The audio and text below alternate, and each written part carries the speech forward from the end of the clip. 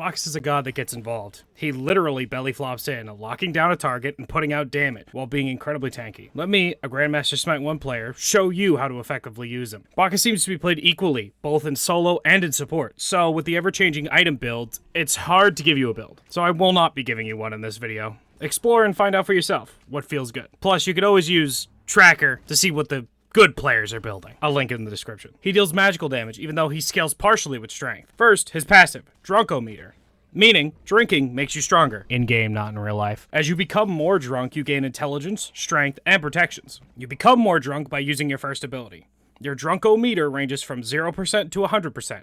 While under 30%, you gain nothing. At 30% drunk, you become tipsy, granting you +3 strength, +5 intelligence, +5% physical protection, and +5% magical protection. When you are 60% drunk, you become smashed, gaining +8 strength, +8 intelligence, +10 physical protection, and +10 magical protection. Your drunkenness depletes over time, at a rate of 2% per second. His first ability, Chug, means you could take a drinky. I want to note, this ability can be used before putting any points into it. However, it does not have any effect other than making you drunk before you put a level into it. This is the only way you can get more drunk. Once you level this ability at least once, taking a drink will heal you for a flat amount. You also gain a buff. This buff gives your next basic attack an empowered hit, which scales off of your protections. 30% off physical, and 30% off magical. This is for your next basic attack only. You also gain increased strength and intelligence for 6 seconds. Regardless of if you use this basic attack, you will have increased strength of intelligence for those 6 seconds. If you do not use this basic attack, it will disappear after those 6 seconds. Your second ability, Belly Flop, is pretty self-explanatory. You belly flop in, knocking up enemies. This ability scales 75% with strength, 30% with physical, and 30% with magical protection. If you are at least tipsy, the belly flop will also slow. But something funny in the ability description is that it doesn't say how much you slow them for. For his third ability, Bacchus Burps. It hits 3 times over 1.5 seconds, giving a -40% healing reduction to enemies hit by it. If you are at least tipsy, this ability will stun. You're also displacement immune while channeling. This ability scales with 17.5% intelligence. For his ultimate, he my wine!